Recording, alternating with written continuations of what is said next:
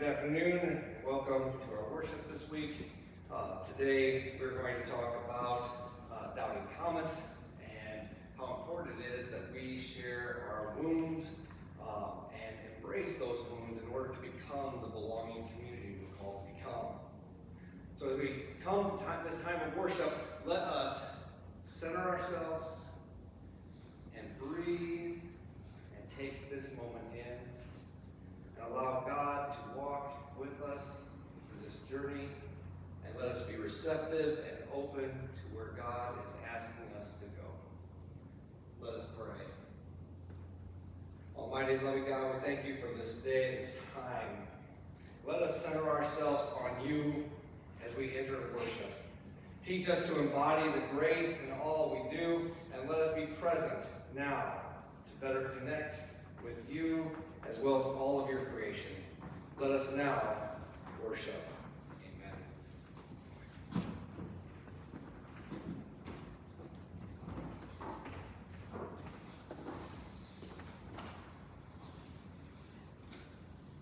Please join us in the call to worship. We come again to celebrate the resurrection. God gives us new birth into a living hope. Death has no power over us. Christ goes before us and new life follows. Blessed be the God of our Savior, Jesus Christ. Our faith, tested by fire, is renewed. Our hearts are glad, our souls rejoice. God shows us the path of life. Again, Jesus says to us, "Peace be with you. Come to receive life in Christ's name." We rejoice in God's amazing goodness. In God's presence, we find fullness of joy.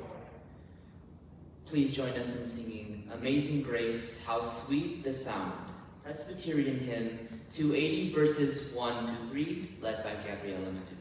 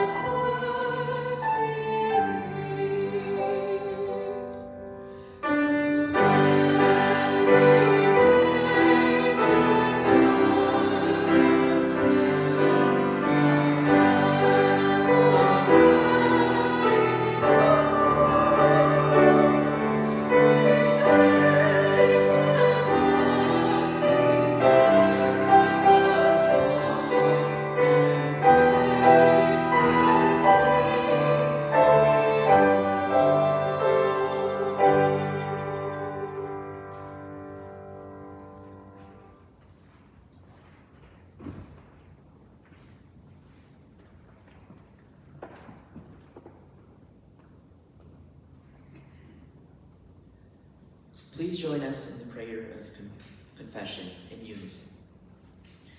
Forgive us, God, for limiting your truth to what we can understand. Forgive us for chasing after gods of our own making. We are so busy with them that we forget to open ourselves to your great reality.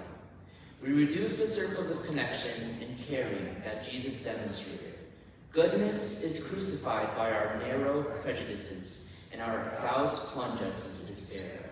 Be a refuge to us, granting us courage to face the questions that haunt us until they lead to deeper understanding. Amen.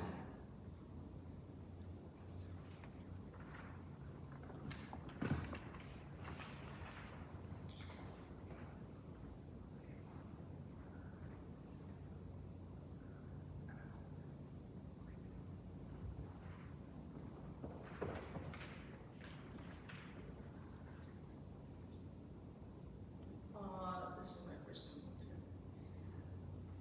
This is the prayers for the people, and afterwards we will say in unison the Lord's Prayer.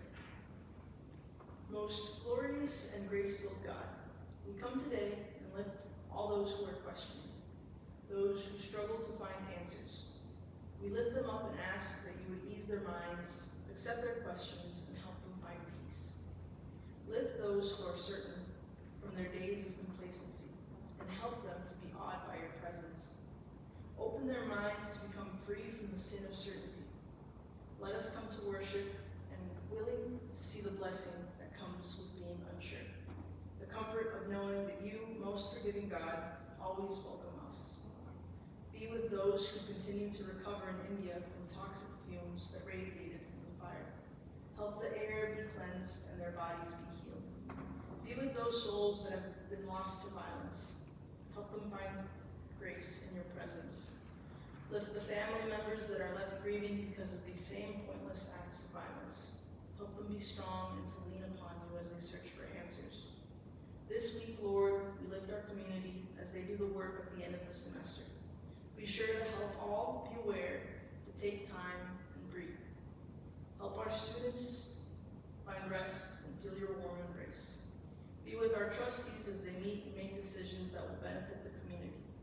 Grant them wisdom to listen to your call in their lives and help them work intentionally to help our campus become one of inclusion and welcome always. Be with our faculty and staff as they journey towards the end of the semester. Let them feel your loving embrace and lift them to know that each member is truly a blessing to this community. Lift all those issues problems that are too personal to speak aloud and help those struggling find peace of mind in their times of tribulation. All this we ask in the precious words you have taught us to pray, the Lord's Prayer. Our Father, who art in heaven, hallowed be thy name. Thy kingdom come, thy will be done, on earth as it is in heaven. Give us this day our daily bread, and forgive our debts as we forgive our debtors. Not into temptation, but deliver us from evil. For thine is the kingdom, power, and glory forever. Amen.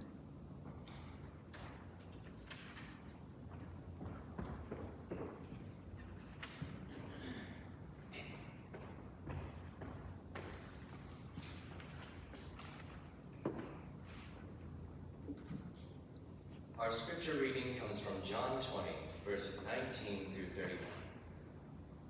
When it was evening on that day, the first day of the week, and the doors of the house where the disciples had met were locked for fear of the Jews, Jesus came and stood among them and said, "Peace be with you." After he had said this, he showed them his hands and his side. Then the disciples rejoiced when they saw the Lord. Jesus said to them again, "Peace be with you. As the Father has sent me, so I send you." When he had said this, he breathed on them and said to them, "Receive the Holy Spirit. If you forgive the sins of any, they are forgiven them. If you retain the sins of any, they are retained." But Thomas, who was called the twin, one of the 12, was not with them when Jesus came. So the other disciples told him, "We have seen the Lord." But he said to them, "Unless I see the mark of the nails in his hands, and put my finger in the mark of the nails, and my hand in his side, I will not believe." A week later, his disciples were again in the house, and Thomas was with them. Although the doors were shut, Jesus came and stood among them and said, "Peace be with you." Then he said to Thomas, "Put your finger here and see my hands. Reach out your hand and put it in my side. Do not doubt, but believe." Thomas answered him, "My Lord and my God." Jesus said to him, "Have you believed because you have seen me? Blessed are those who have not seen and yet have come to believe." Now Jesus did many other signs in the presence of his disciples, which are not written in this book. But these are written so that you may come to believe that Jesus is the Messiah, the Son of God, and that through believing you may have life in his name.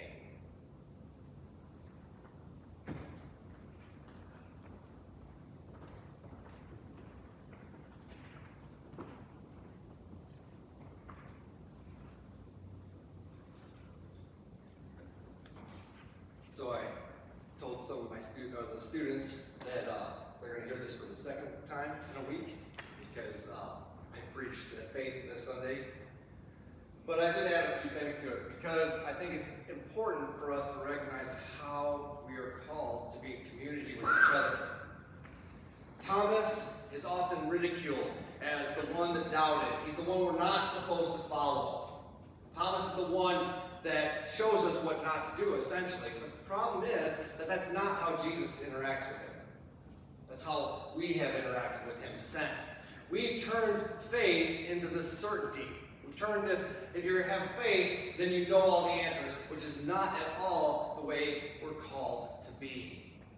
Thomas is not condemned for his doubt. He's not condemned for his questions. In fact, Jesus says, "Here, touch me. Put your hand here." He shows him that. He does tell him, "Bless those who do not see and still believe." But there's a sense of questioning. There's a sense of doubt. And too often we make that into the wrong thing. And so as we look at our campus and understand how do we connect with this text as a campus, I think in this text we can learn how to become a community of belonging. In his book, 4 Pivots, the author, Sean Ginwright, I hope I said that right, writes, the definition of belonging is the capacity to see the humanity in those that are not like us, to recognize that the same elements that exist within them exist within us. It means that we have to see the humanity in others, and here's the key part, even if they do not see the same in us. And here's the fun part is, yeah, belonging is hard work. It's hard work because we have to learn to embrace our scars. We have to learn to embrace the wounds that we have in our lives. We have to learn to embrace them because until we can embrace them, we cannot help another who's wounded. Johnny Diaz says that we do not have to hide our scars anymore. They just strengthen us. They strengthen our wounds and they soften our hearts. They remind us always where we have been. They remind us where we have been. And Jesus is teaching us in this text that we have to embrace those wounds. There's a story that Father Boyle tells that truly moves me when I hear it, but also reminds me how important it is for us to recognize. I want to share it with you. So Father Boyle gets asked to give a keynote address in Virginia. And he thought it was just the keynote address. He was going to be the head speaker. Until about a week before he was supposed to go, he decided to open up the letter and read the exact information. And he found out that he was the only speaker for the entire day, from 9 to 5. And he was preparing to give a keynote for an hour. So that kind of freaked him out a little bit. So he decided to take 2 homies with him.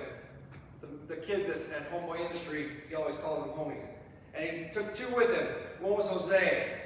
And Jose was this amazing kid that was a long-time homeless person, had been to prison, and had been a heroin addict much longer than all of it.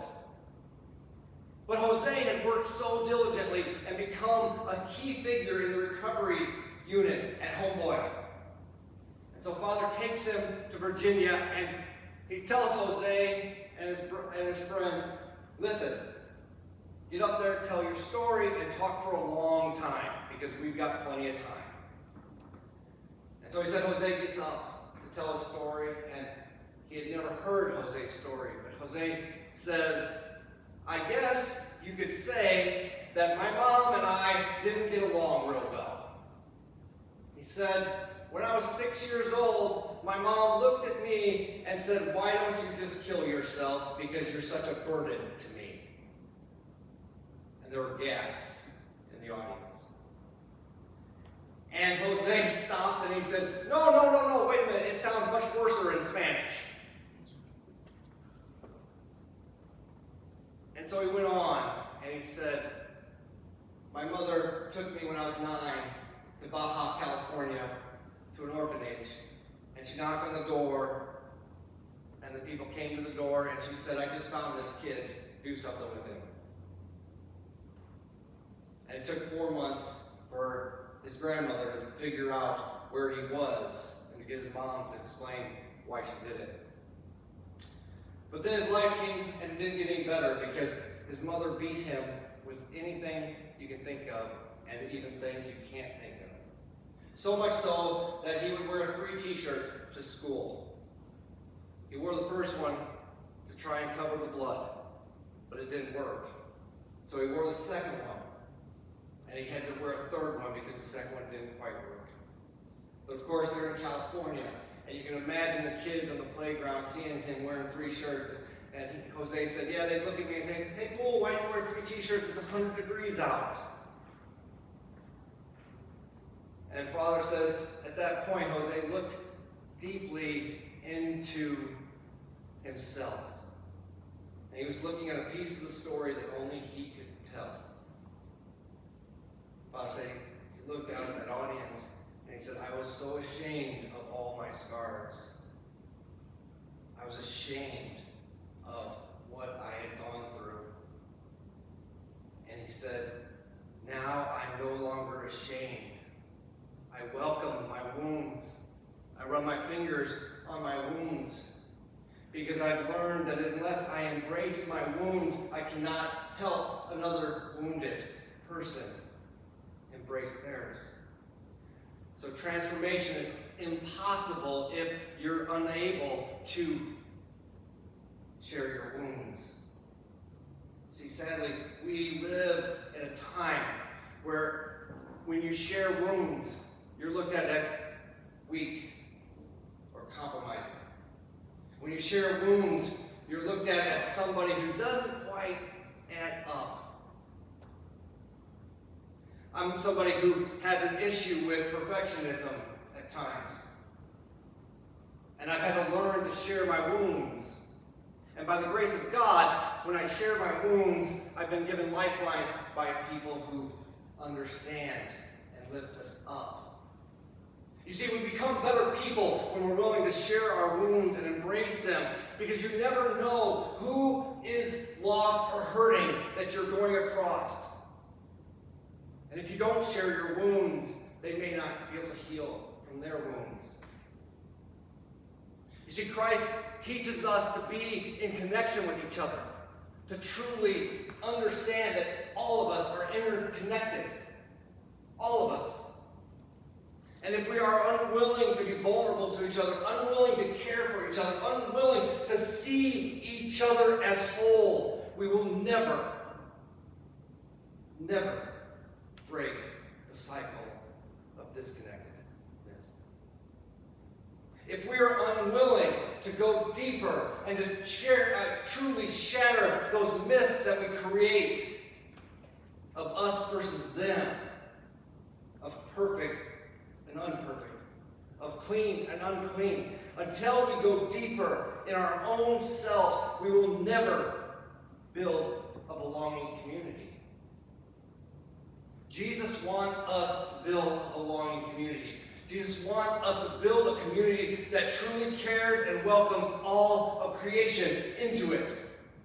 Because that is the only way that we will change this world. Ryan just mentioned to me before we started today how hard it is sometimes to see the brokenness. And we avoid it so often. But the reality is that if we can look at it and have that conversation that we need to have, if we can see each other as imperfect beings and be okay with that, we will become more whole. If we can see each other's brokenness and understand that in together we can become more whole, then the world can be transformed. I was with my mentor yesterday, and we were having a conversation. And she always reminds me of some things that I've said to her at one time or another. The first one she always reminds me of is, I went to her one day and she said, hey, John, I want you to write a prayer for this book. I looked at her, and pardon my language, but I said, hell no. I said, I can't do it. I can't write a prayer. And all of you who know Kathleen know that she looked at me and she said, yeah, you can, and you're going to do it because it's due at this time. And guess what? I wrote a prayer. She saw the fears and the wounds that I had in my head that were holding me back from being who I could be. Yesterday I had a conversation with my supervisor. She did the same thing. That's where we become whole. We become whole when we're willing to be who we are with each other, because that's who God calls us to be. When we're willing to raise our hands and rub them across our wounds, then we can become the faith followers that God calls us to become. Then we can become the campus that we're supposed to become. Then we become the inclusive community that God calls us to be. But only then. Only when we were able to give our 100% selves to the community. And we're able to receive the other as 100% self.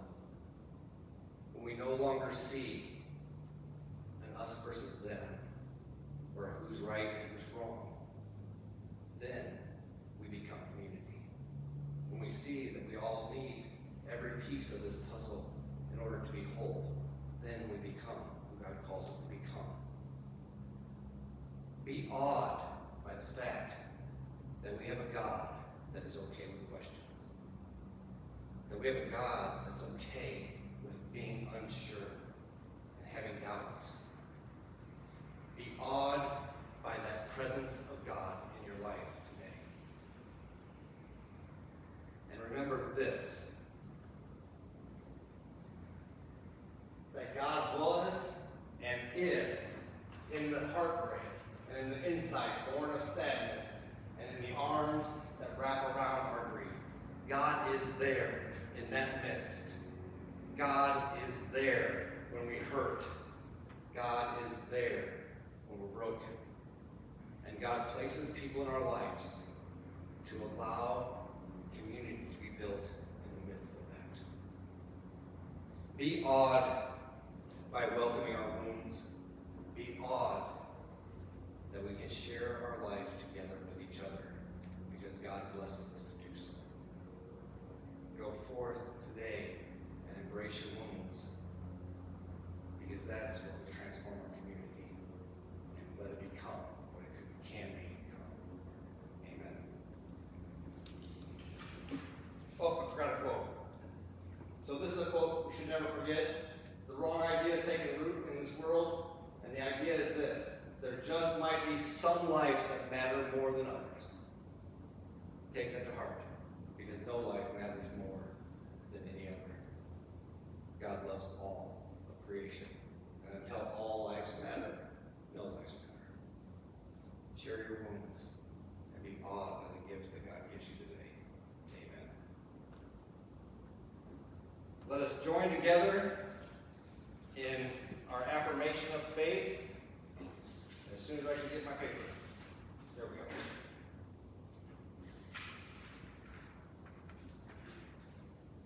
God never abandons us, no matter how far we stray.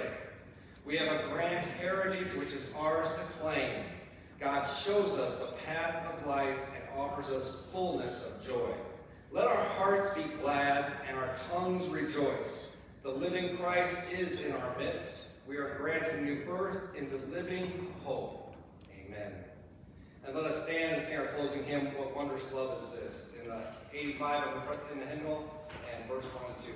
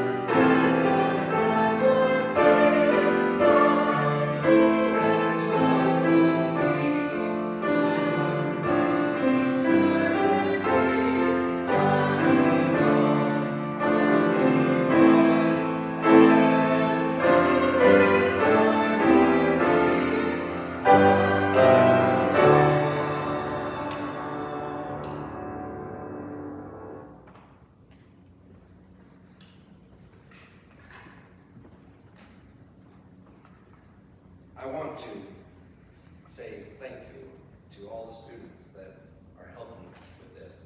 They are amazing. Many of them are in the midst of the ends. All of you are in the midst of your semester ending, and you're willing to share with us. So thank you. Gerald, thank you for playing. It's an amazing joy to be on this campus, to work together, and to share our wounds. So as you go forth today, be awed by the presence of God in those wounds. Be awed by the presence of God in how so many people carry their wounds. Instead of judging, be awed. Because God is awed by you. Because each of you is a gift from God. Each of you has a blessing to share in this world. Go forth sharing it and be awed. Be awed that God loves you so much that you've been gifted and blessed to be in this community together. Go forth in peace, willing to proclaim the good news